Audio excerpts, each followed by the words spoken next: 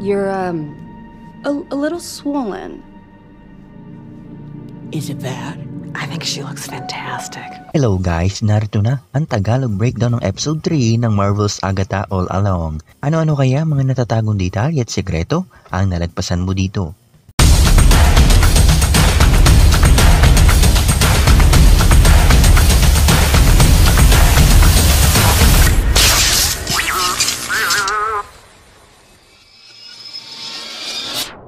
Before we begin, you can comment down below to join in my custom shoutout.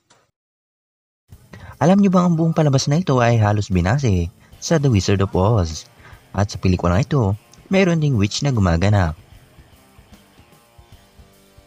Sinubukan magpakilala muli ng batang ito pero hindi pa rin natin nalalaman kung sino nga ba siya.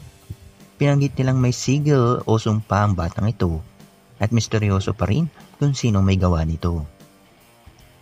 Samantala, makikita natin ang bahay kung saan magaganap ang una nilang pagsubok. Pagpasok nila, nag-iba ang kanilang suot. Natagpuan nila ang isang bugtong at nasagot ito ni Mrs. Hart. Pakinggan natin ito. Did you know she traded her own child for the Book of the Damned? Sa comics, si Agatha ay may anak na ang pangalan ay Nicholas Scratch.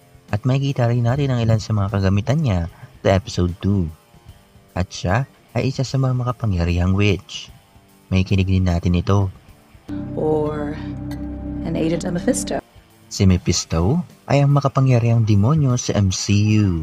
Minsan na niyang kinalaban si Doctor Strange, Silver Surfer at Doctor Doom. At simula pa nung lumabas ang palabas na WandaVision, isa ito sa mga malaking teorya na si Mephisto ang nasa likod nito pero hindi ito nangyari. Pero ngayon, utay-utay nang nilalapat ang istorya ni Mephisto sa palabas na ito. Sinabi rin ni Liliana, Do you see any pointy hats in here? Any green skin? Any brooms? No, sir. Ang lahat ng mga sinabi niya ay ating masasaksihan sa mga susunod na episodes.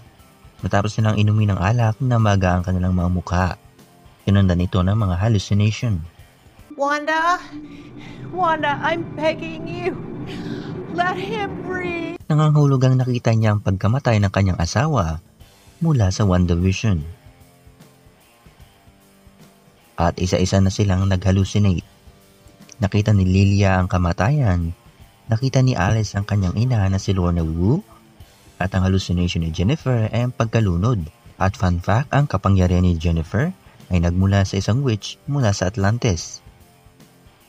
Ang hallucination ni Agatha ay ang umiiyak na sanggol at nakita niya ang Darkhold imbis na ang anak niyang si Nicholas.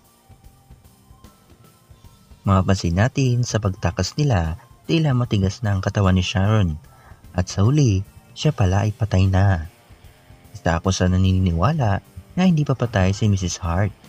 Malalaman natin yan sa mga susunod na episode. Ano kaya masasabi niyo sa episode na ito? Ano kaya mangyayari sa episode 3? Huwag kalimutan mag-i-like, like, subscribe my channel, hit that notification bell. Kita-kita tayo sa susunod. Everyone is safe. Not everyone. Sharon's dead.